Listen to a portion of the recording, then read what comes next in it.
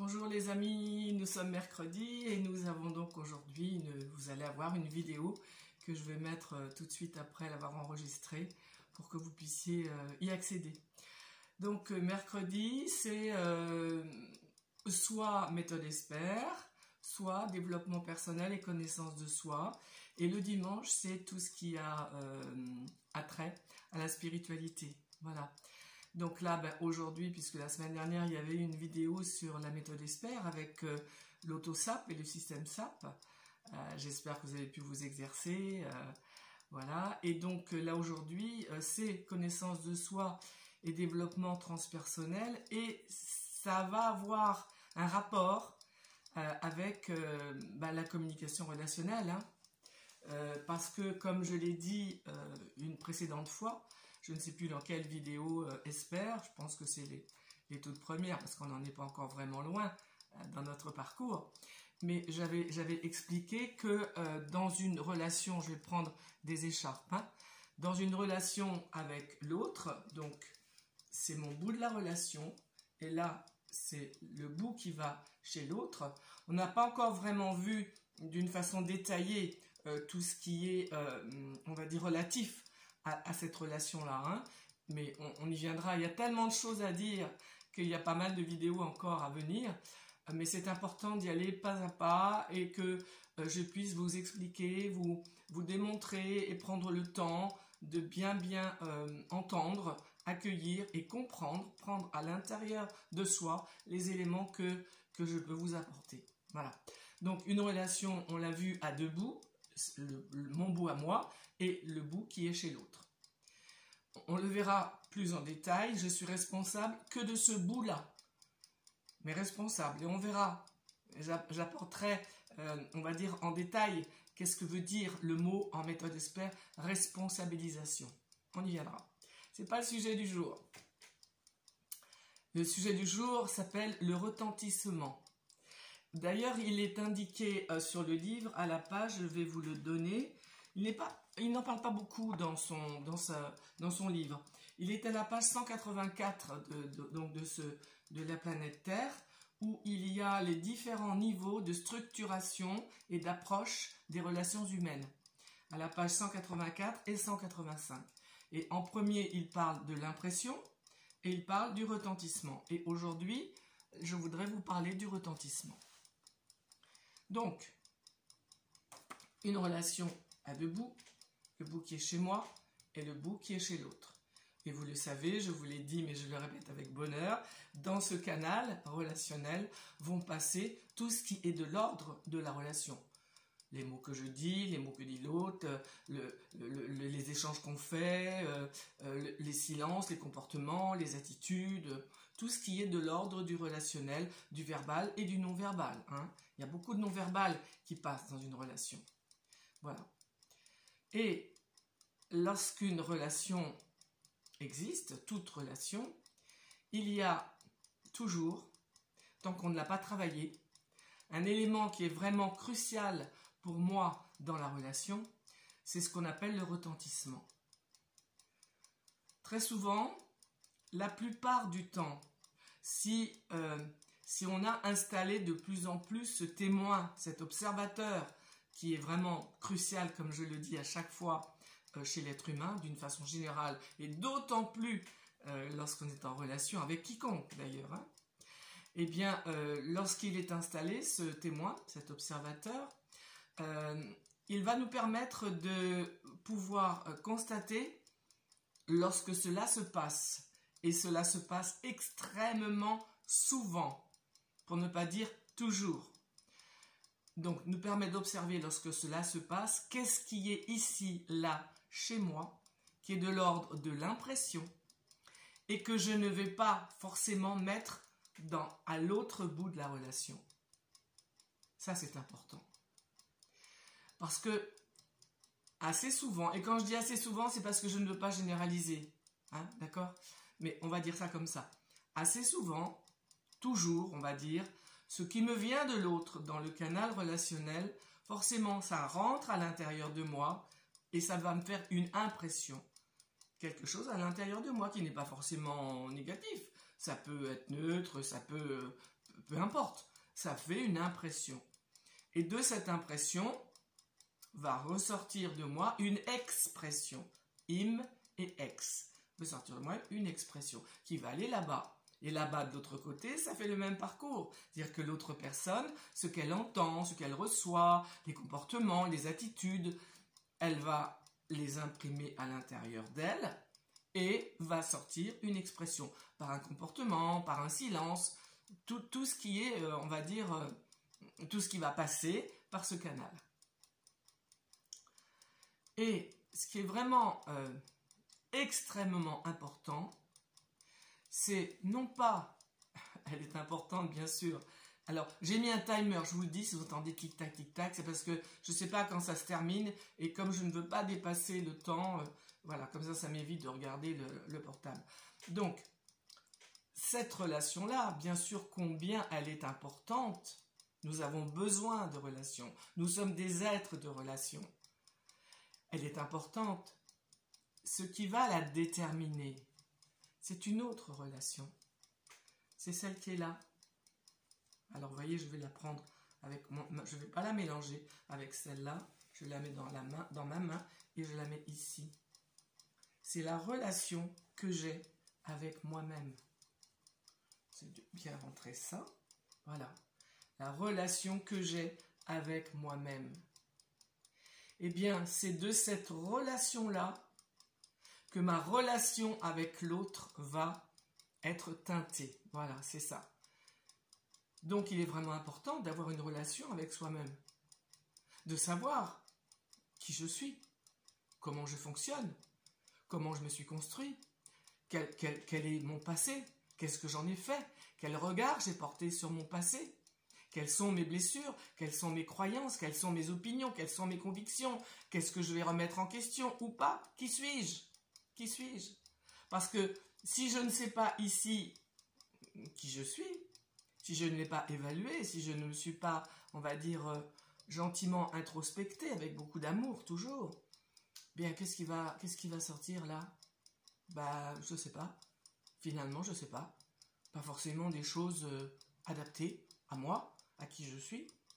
Forcément des choses qui vont être colorées de ce qu'il y a ici. Mais si je ne sais pas ce qu'il y a ici, forcément, ce qui va sortir là-bas, ça va être assez aléatoire.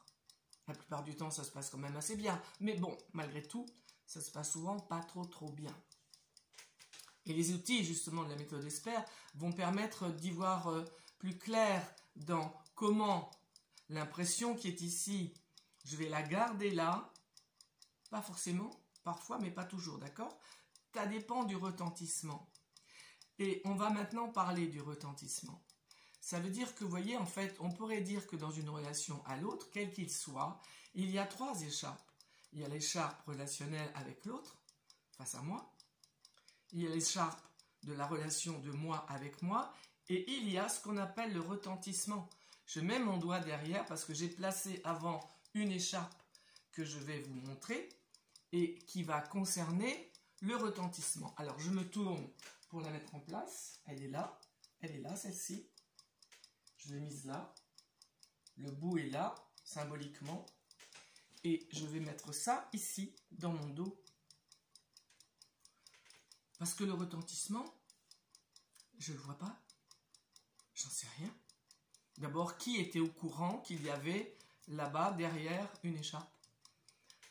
Qui est déjà au courant qu'il y a cette relation-là à avoir avec soi-même? Donc, voyez-vous, vous pouvez constater que, bah, évidemment, c'est pas forcément évident d'avoir là-bas une relation, on va dire, saine, écologiquement saine, consciente.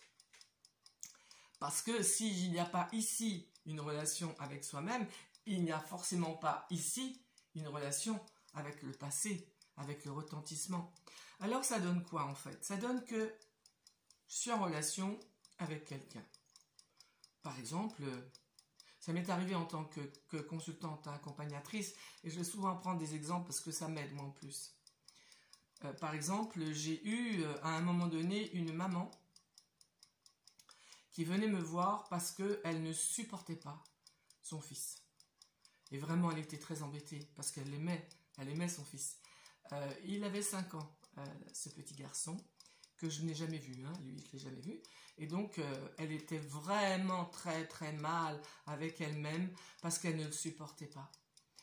Et elle voulait l'aimer, mais elle ne pouvait pas. Et elle m'a dit, et voyez, elle me dit, c'est surtout quand il vient et qu'il met sa tête contre mon bras. Là, elle me dit, là, oh, je le repousse, je ne supporte pas. Elle me dit, mais je ne comprends pas pourquoi, mais je ne peux pas faire autrement. C'est plus fort que moi. Alors évidemment, on peut se douter de ce que ça pouvait faire chez le petit. Voilà, sans vraiment être au bout du petit, mais bon, malgré tout, sans interpréter, sans faire quoi que ce soit de l'ordre du mental, on peut tout à fait imaginer que c'est pas très agréable quand un petit enfant vient se coller contre sa maman et que sa maman le repousse. Voilà, tout simplement ça. Après, lui, ce qu'il a fabriqué dans son inconscient, dans la relation avec lui, malheureusement, on ne le sait pas, puisque ça n'est pas exprimé.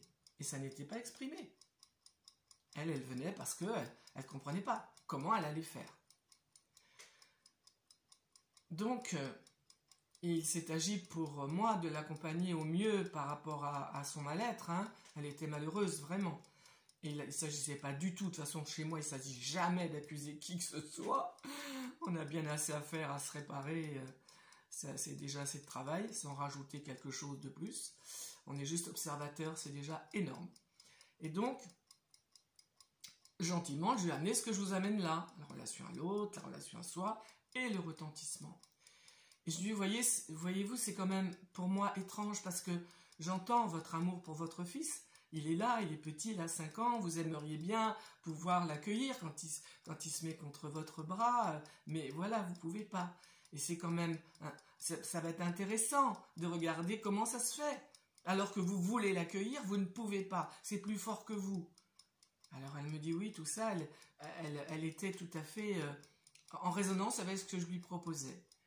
Et en fait, au cours de la séance ou d'autres séances qui ont suivi, je ne sais pas si ça s'est résolu en une séance, mais en tout cas ça s'est résolu très vite, le but étant que tout se résolve très vite. On n'a pas de temps à perdre pour être heureux. Et pour être autonome et se passer d'un thérapeute. Ça aussi c'est important. Et donc, du coup, je lui ai dit, si vous voulez, on va les regarder. Alors, je vous fais le résumé de tout ce qui a pu se passer en plusieurs séances, je ne me souviens plus. Mais ça s'est résolu vraiment très très vite. En 1, 2 ou 3 séances, c'était fait. Parce qu'il y a parfois des résistances, hein, d'accord? Et moi, je tiens compte des résistances. Et puis moi, je ne sais pas. Je n'ai pas, moi, la science infuse, je ne sais pas qu'est-ce qu'elle a fabriqué dans son ressenti et dans son retentissement. C'est elle qui va le découvrir avec les questions que je vais lui poser. C'est une exploration que l'on fait ensemble. Et chacune, à son bout de la relation, fait le travail qu'elle a à faire. Et donc, il s'avère qu'en fait, lorsqu'elle est allée, alors elle me dit, je me sens très mal, vraiment, pour moi c'est insupportable quand il vient là, contre mon bras, c'est vraiment, elle me dit, c'est vraiment physique, quoi, je ne peux pas, c'était horrible, quoi, le ressenti qu'elle avait. Et quand on est allé gentiment voir dans son passé, eh bien, elle a pu se rappeler, alors avec douleur, avec chagrin, parce que là, du coup, c'était elle qui était petite fille. D'accord? Son petit lui rappelait quand elle était petite fille. Et que elle aurait tellement voulu que sa maman la prenne dans ses bras. Mais elle n'osait pas aller voir sa maman. Et elle trouvait quand même exagéré dans son inconscient que le petit, il ose faire ce qu'elle n'avait jamais osé faire. Parce que le petit revenait régulièrement, il revenait tout le temps. Elle disait, mais je ne comprends pas, je le repousse à chaque fois, mais quand même il revient. Vous voyez? Parce qu'en fait, ce qu'on a à apprendre, c'est que les enfants sont notre miroir. Inconsciemment, les enfants savent, ils savent inconsciemment ce que nous, les adultes, leurs parents, nous portons en nous, du retentissement, des choses de notre passé que nous n'avons pas réglées, que nous n'avons pas exprimé, que nous n'avons pas vu, que nous avons refoulé. Et eux sont là pour nous les montrer. Et c'est formidable en fait, parce qu'ils sont notre miroir. Et donc cette maman, elle a vu sa souffrance à elle, quand elle était petite, de ne pas oser demander à sa maman des câlins, des bisous, oui. Et donc, elle a pu petit à petit se réparer elle-même et dans la relation avec elle-même, grâce à des rituels que je lui apportais, des choses à faire dans la relation avec elle-même et aussi dans la relation avec sa maman par rapport à ça. Parce qu'il s'agit aussi de faire ça. Mais j'en parlerai de tout ce qui est de l'ordre de la restitution, de l'expression. Parce que voyez-vous, lorsqu'on n'a pas exprimé l'origine d'où vient notre mal-être, notre difficulté, lorsqu'on ne l'a pas exprimé au bon endroit, forcément, parce que c'est, j'allais dire, c'est mathématique, forcément, il va s'exprimer quelque part.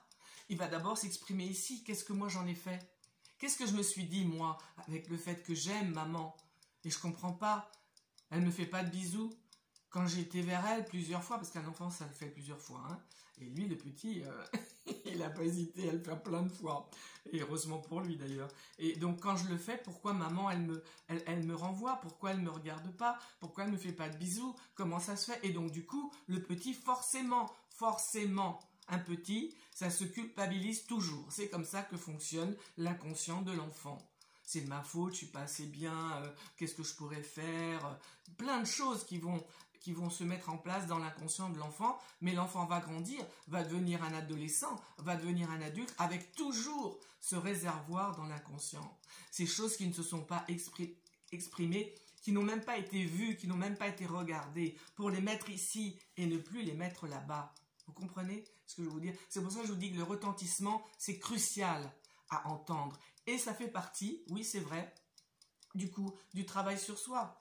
Je ne vais plus reprocher là-bas quelque chose qui n'a pas lieu d'être là-bas. Je vais regarder, c'est ici, c'est là-bas, ça vient d'où? C'est mon regard à moi? Est-ce que maman a été quand même tendre et moi j'en voulais tellement, j'en voulais beaucoup? Je ne sais pas moi. En tant qu'accompagnatrice, je ne sais pas ce qu'a fait la personne avec son ressenti, avec son vécu. Et il s'agira de mettre de l'ordre là-dedans, d'être authentique par rapport à mon ressenti, par rapport à ce qui s'est passé. Et c'est vraiment les séances qui vont permettre, avec des questions bien appropriées, de voir l'exactitude de la situation, pour après mettre en place une restitution adaptée. Les restitutions sont toujours créatives, ce ne sont jamais les mêmes. Elles sont toujours accompagnées par un thérapeute, par l'accompagnant en méthode ESPER.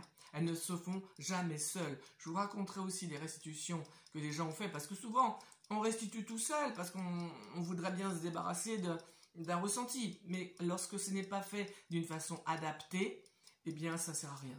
Et c'est pour ça que ça va se reproduire. Et donc, si vous voulez, c'est pour ça que le retentissement est important, parce que je ne vais plus reprocher à l'autre quelque chose si je n'ai pas d'abord regardé qu'est-ce qu'il y a ici. C'est pour ça que quand je suis en relation avec les autres, toujours, lorsque l'impression qui est là n'est pas neutre, lorsqu'elle est forte, et que je vais peut-être partir en réactionnel, ouais, t'as pas vu comment tu me parles, et puis voilà, tati, tata, je le sens, et je m'arrête. Je garde ça ici. J'essaye au maximum d'être le plus neutre possible ici. Éventuellement, s'il y a un conflit, s'il y a quelque chose, je dis écoute, je préfère pour le moment qu'on en reste là, on reviendra dessus. Pour le moment, là, j'aime mieux qu'on stoppe. Voilà. Et je vais aller voir qu'est-ce qu'il y a chez moi, qu'est-ce qui est touché ici, et quel est effectivement le retentissement. Ça me ramène à quoi? Ça me rappelle quoi? Cette situation-là, alors cette situation-là me rappelle quoi? Et donc cette dame dont je vous ai parlé, elle a pu se rendre compte qu'en fait, c'était ses problématiques à elle qu'elle reportait sur le petit, et que le petit n'y était pour rien, au contraire. Lui, il réveillait sans arrêt les problématiques qu'elle n'avait pas résolues. Et donc, déjà de voir ça, c'est énorme. Parce que du coup, ça fait une prise de conscience énorme. Et je vous assure, c'est de l'ordre de la révélation. Quand les personnes, avec les écharpes, avec les objets, parce qu'on visualise avec la méthode ESPER, et encore une fois, pas n'importe comment, eh bien la personne, elle se rend compte de choses qu'elle voit sous ses yeux, avec les objets, les écharpes, avec ce qu'elle dit. Et là, vraiment, il y a quelque chose qui se passe au niveau de l'inconscient, qui remonte au conscient, et qui du coup ne va plus perturber déjà la personne. Ça va la perturber un peu parce que du coup, elle va se rappeler l'origine de l'événement, d'où vient l'événement. C'est pas qu'elle va reprendre contact, mais l'émotion va remonter. avec la même acuité, la même force émotionnelle qu'au début. C'est incroyable, hein? C'est-à-dire que cette personne que j'ai vue, elle avait 35 ans à peu près. Quand elle avait le même âge que le petit, et même un peu plus petite, vous vous rendez compte, ça faisait 30 ans. Eh bien, je peux vous dire que quand elle a eu la révélation elle-même de ce qu'elle a ressenti quand elle était petite, c'est exactement la même force émotionnelle qu'à l'époque. Ça veut dire qu'en fait, ça s'engramme dans l'inconscient. Le ressenti, l'émotion, le ressenti physique et émotionnel, avec tout ce que ça engendre comme pensée, comme croyance, comme dictat, comme chose qu'on peut y mettre, s'engramme dedans. Et lorsqu'on fait un travail sur soi, quel que soit l'âge que l'on est, l'émotion, elle revient comme à l'époque où on l'a ressentie à l'origine. Sauf qu'à l'origine, quand on est petit, on ne sait pas parler, vraiment dire, on ne sait pas vraiment s'exprimer.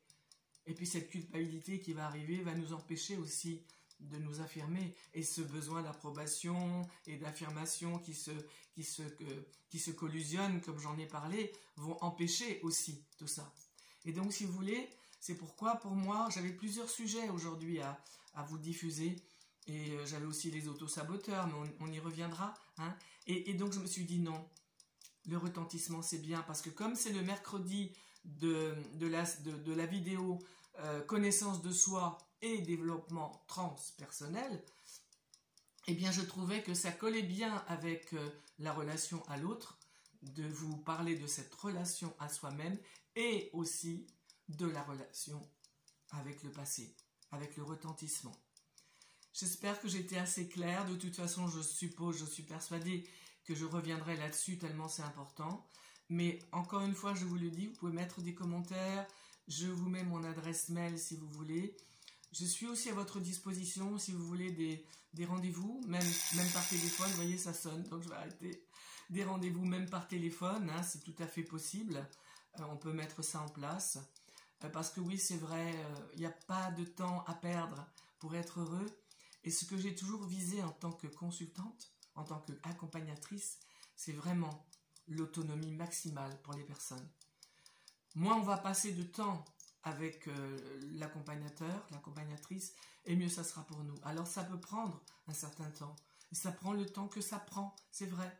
Mais très vite, à partir de la 3e séance, la personne doit se sentir mieux.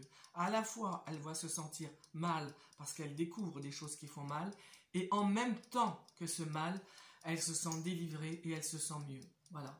Pour moi, c'est une preuve que l'accompagnement pour la personne, pour elle-même, hein, et pour moi aussi, bien sûr, eh bien, est sur le bon chemin. Voilà, ben écoutez, j'arrête là, je vais mettre la vidéo à charger, ça va prendre 4 heures pour télécharger. C'est pour ça aussi que je ne veux pas dépasser le temps. Et donc, maintenant, je vous retrouverai sans doute dimanche pour la vidéo spirituelle. Voilà, belle journée à vous, à bientôt.